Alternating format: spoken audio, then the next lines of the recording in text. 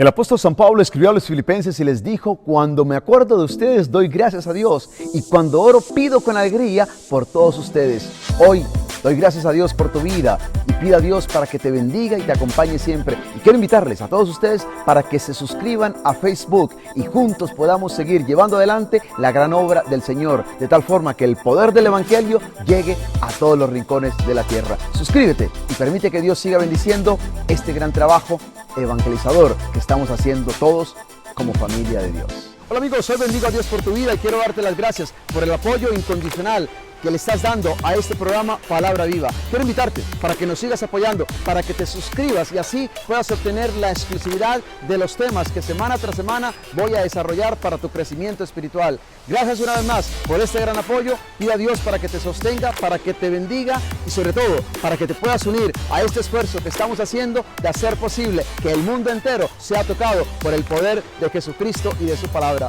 Que Dios te bendiga y gracias por tu apoyo.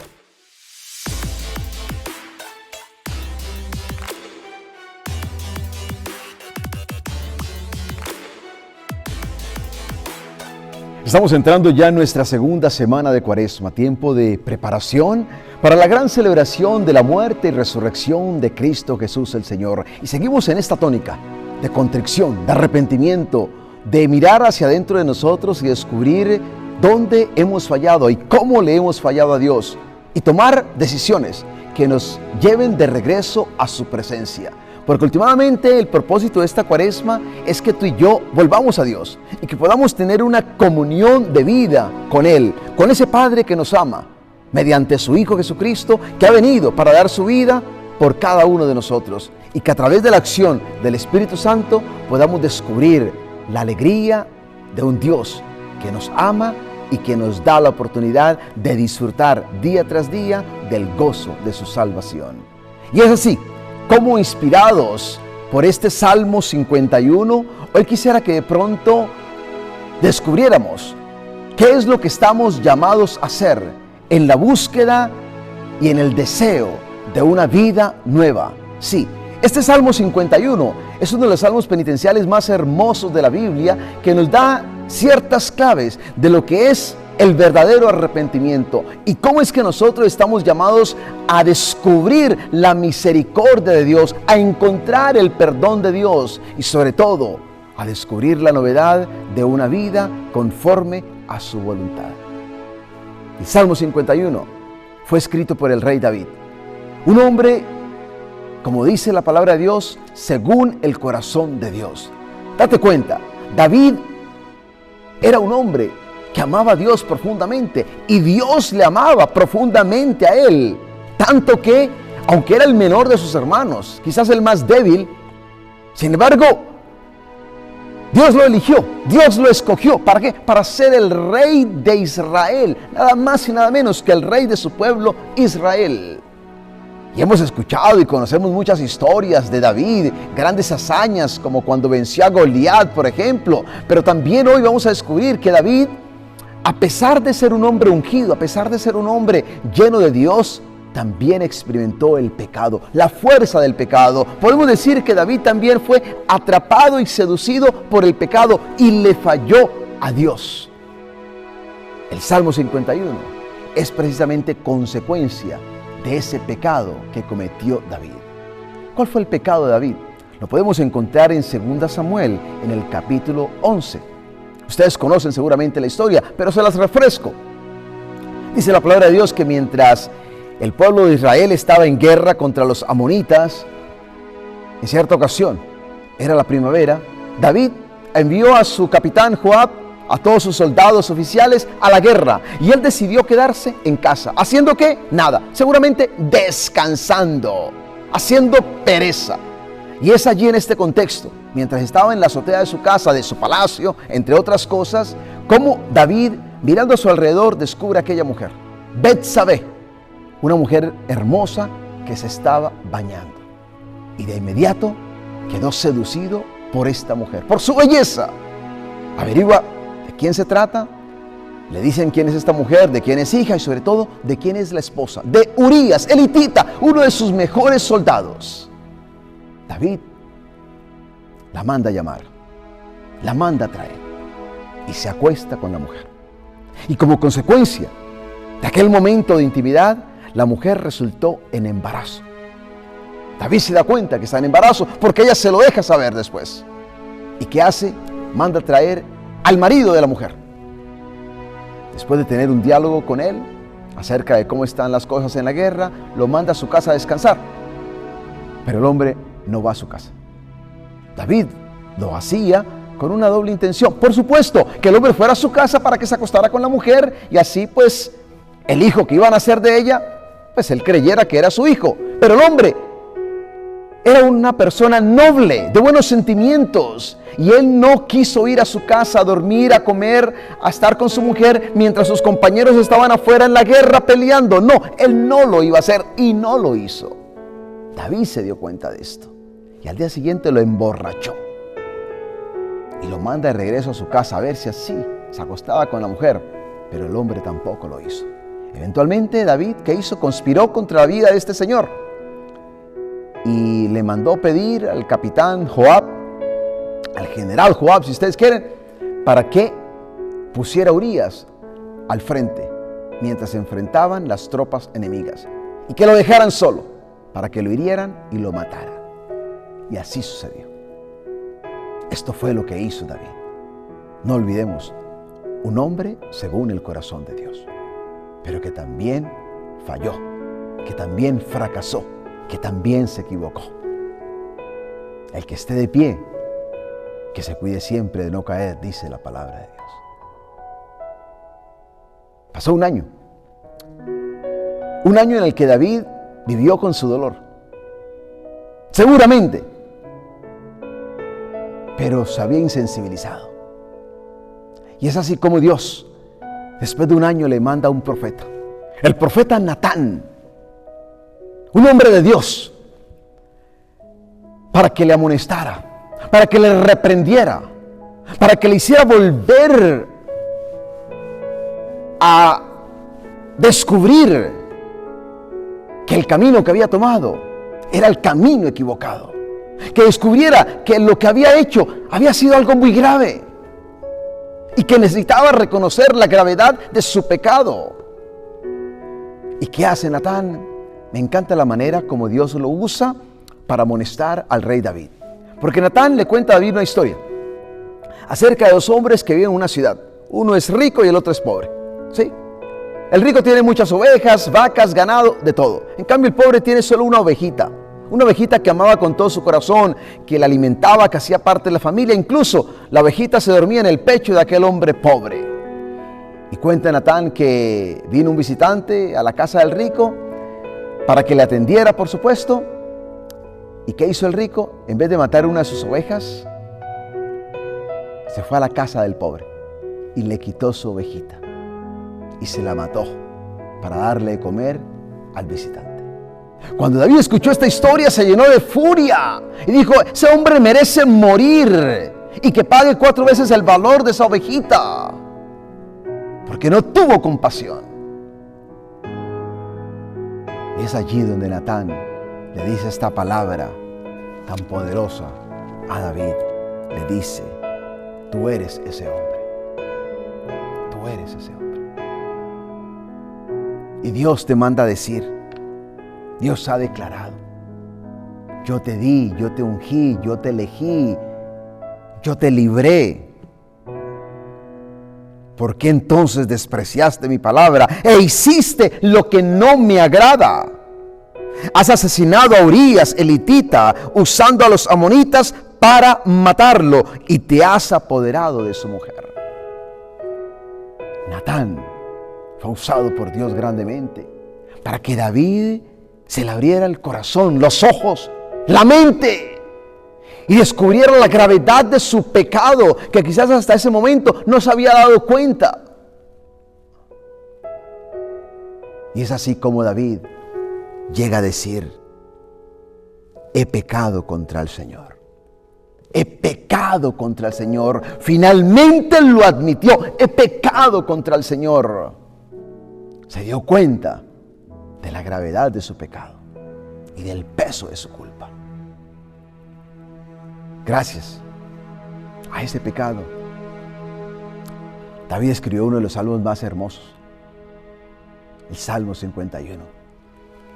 Un salmo en el cual podemos descubrir muchos elementos de lo que implica una verdadera conversión, un verdadero arrepentimiento.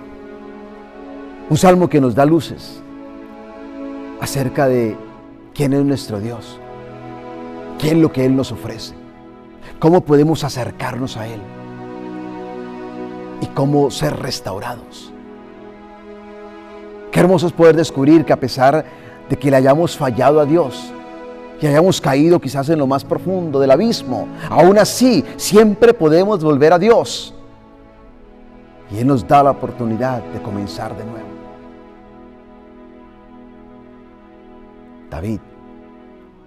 David era un ungido, pero también cayó y también pecó. ¿Y qué descubrimos hoy en este salmo? Lo primero es la confesión de David. Sí, la confesión de David. Porque David se acerca a Dios. Se acerca a Dios, a ese Dios de amor, a ese Dios de misericordia. Y lo primero que hace es reconocer su culpa. Date cuenta que cuando David se acerca a Dios, Él no se autojustifica, Él no se autoexcusa, Él no culpa a otros. Escuchemos lo que dice David: reconozco que he sido rebelde. Mi pecado no se borra de mi mente, mi pecado. Yo reconozco que yo he sido rebelde. Y como si fuera poco, no niega la gravedad de su pecado. No lo toma a la ligera. No lo toma con prontitud. Él se da cuenta de lo que ha hecho. Y dice: contra ti he pecado y solo contra ti. Mira, contra ti. David había pecado, sí, había matado a Urías. Había abusado de aquella mujer Betsabé. Y sin embargo reconoce que el pecado contra aquellas personas había sido últimamente pecado contra Dios, un pecado contra Dios. Porque toda ofensa que tú y yo le hagamos a una persona, últimamente es una ofensa a Dios.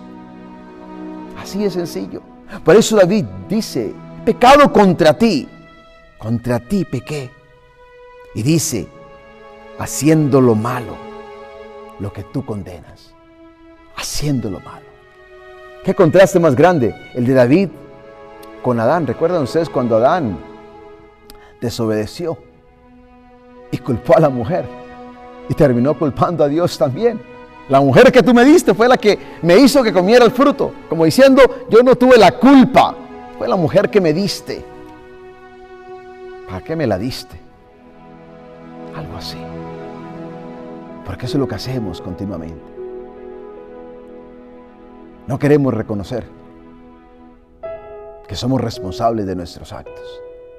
Y es más fácil siempre culpar a los demás y echarle la culpa al otro de nuestra desgracia, de nuestra caída, de nuestro fracaso y de tantas otras cosas que nos ocurren en la vida. Sin embargo, la vida hoy nos enseña a ser dueños de nuestras acciones, buenas y malas, sin tener que echarle la culpa a los demás. David no se justifica ante Dios, no. Él reconoce que él falló, que él pecó, haciendo lo malo, lo que tú aborreces, lo que tú condenas. David ni siquiera dice: recuerda que yo he sido un buen hombre, que te he sido fiel en el pasado, que he logrado muchas victorias para ti. No. Ese no es el momento de echarse porras, no. Es el momento de reconocer: simplemente fallé. Esto es lo que hace David. El verdadero arrepentimiento comienza cuando no nos justificamos, sino que simplemente reconocemos lo que hemos hecho y nos acercamos a Dios. David se acerca a Dios. Y qué hermoso. Apela, recurre a su misericordia. David le recuerda a Dios su gran amor. Y le dice tan poderosamente en el versículo 1: por tu amor, oh Dios, ten misericordia de mí. Es que el amor de Dios hace posible que Él tenga misericordia, compasión para con cada uno de nosotros. David va donde sabe encuentra el perdón, la restauración y la vida nueva que Dios le puede ofrecer. David pide misericordia. Y es lo que nosotros pedimos cuando le fallamos a Dios. Soy pecador, ten misericordia de mí. Esa palabra misericordia nos recuerda otros tantos pasajes, ¿no?, en la Biblia. En tiempos de Jesús, recordemos, por ejemplo, el ciego Bartimeo. Jesús, hijo de David, ten compasión de mí. O los dos ciegos aquellos con los cuales se encontró Jesús en las afueras de Jericó. Jesús, hijo de David, ten compasión de nosotros. David está pidiendo ahora misericordia, compasión. Esa misericordia que él no tuvo, pero la está pidiendo ahora. Y qué hermoso es Dios, porque siempre podemos acercarnos a Él y pedirle que tenga misericordia de nosotros. Y Dios siempre la tiene. David recurre a Dios para pedir misericordia, porque la misericordia hace posible el perdón. ¿Y qué pide David? Le pide a Dios que lo limpie. Hay 3 verbos que me llaman mucho la atención. Límpiame, lávame, borra mi delito, borra mi pecado. 3 palabras muy poderosas. Porque David se da cuenta que él está sucio. Porque el pecado nos hace sucios. Y David no quiere vivir el resto de su vida sintiéndose sucio. Es por eso que se acerca al Señor y le dice, lávame, lávame. En verdad yo sé que tú amas un corazón sincero. Purifícame con hisopo. Eso nos recuerda cuando los sacerdotes en el Antiguo Testamento con un hisopo lleno de agua o de sangre limpiaban a las personas en ciertos rituales, especialmente a la gente, por ejemplo, que tenía lepra. David ahora le pide a Dios que lo limpie, ¿sí?, que lo deje más blanco que la nieve, porque se da cuenta de su suciedad, pero también se da cuenta de que por más sucio que él esté, Dios lo puede dejar más blanco que la nieve, porque eso es lo que hace Dios. Él nos cubre con su misericordia, Él nos lava, y bendito sea Dios que nos lava a ti y a mí con la sangre preciosa de su Hijo Jesucristo. Qué testimonio más hermoso. Y esta es una de las visiones más lindas que tuvo Juan y que encontramos en el libro del Apocalipsis, cuando nos habla de aquella multitud delante del trono del Cordero. Sí, iban vestidos de blanco, dice la palabra de Dios, y llevaban palmas en las manos y gritaban con voz fuerte: la salvación se debe a nuestro Dios que está sentado en el trono y al Cordero. Y dice la palabra de Dios que en esta visión, dice el versículo 14 en el capítulo 7, que el apóstol respondió: estos son los que han pasado por la gran tribulación, los que han lavado sus ropas y las han blanqueado en la sangre del Cordero. Eso es una palabra muy hermosa y poderosa. Saber que tú y yo, a pesar de nuestra sociedad, podemos ser blanqueados en la sangre del Cordero. Y esa es la Cuaresma.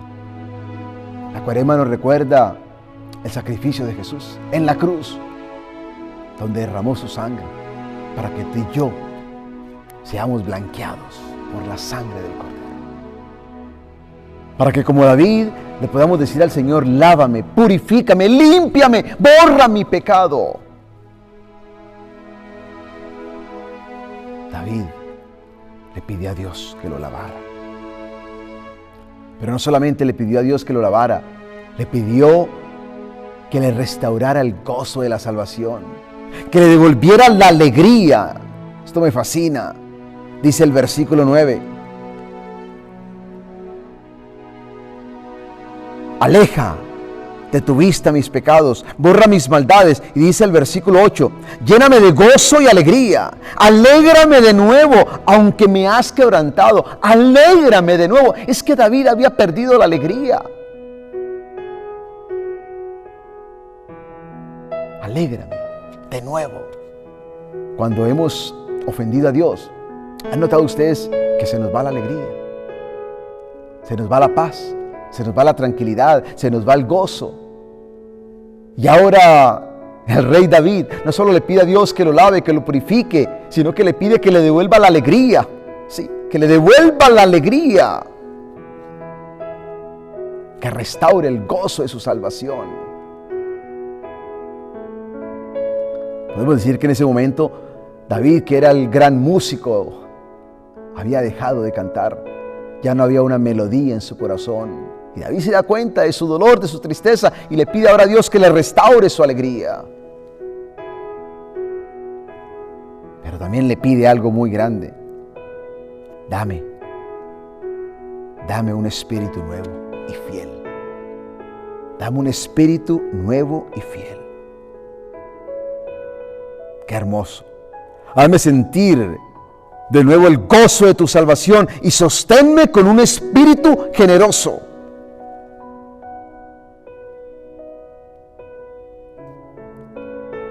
Eso es lo que pide David. Pide misericordia. Pide que Dios le lave, que Dios le purifique, que Dios le restaure su alegría, que Dios le dé y lo sostenga con su Espíritu Santo. Y finalmente, David hace un compromiso con Dios. Sí, hace un pacto, hace un acuerdo, un convenio con Dios. Y esto es fascinante. Les voy a decir por qué. Porque David, que encuentra misericordia por parte de Dios, podemos decir, le hace una promesa a Dios. Y escuchemos lo que este hombre le dice al Señor. Para que yo enseñe a los rebeldes tus caminos y los pecadores se vuelvan a ti. En otras palabras, David dice, esto que yo he hecho, este pecado que he cometido, me ha dado una gran lección. Y quiero compartirla con los demás para evitarles el dolor por el cual yo también he pasado. Y que mi pecado se convierta en un testimonio de tu misericordia, de tu bondad hacia mí. Que yo lo pueda compartir públicamente con todos. Para que descubran que tú eres un Dios bueno, un Dios justo, un Dios que perdona, un Dios que ama, un Dios de misericordia. David nos hizo un gran bien a ti y a mí. Por eso escribió este salmo. Para ti y para mí. Él sintió el dolor de haber ofendido a Dios, de haber matado a una persona, de haber abusado de una mujer, de haber decepcionado a un pueblo, él mismo, de haber roto su relación con Dios. Pero usó ese momento de fracaso, de dolor, de oscuridad, como una gran lección para su vida. Y eso es lo que nosotros siempre tenemos que aprender. Los errores de la vida, las caídas, el pecado de nuestra vida, siempre nos da una gran lección. Y tiene que ser para nosotros lecciones que podamos aprender de ellos. Y no solo David aprendió de ellos, sino que compartió su testimonio. He estado a veces en retiros espirituales.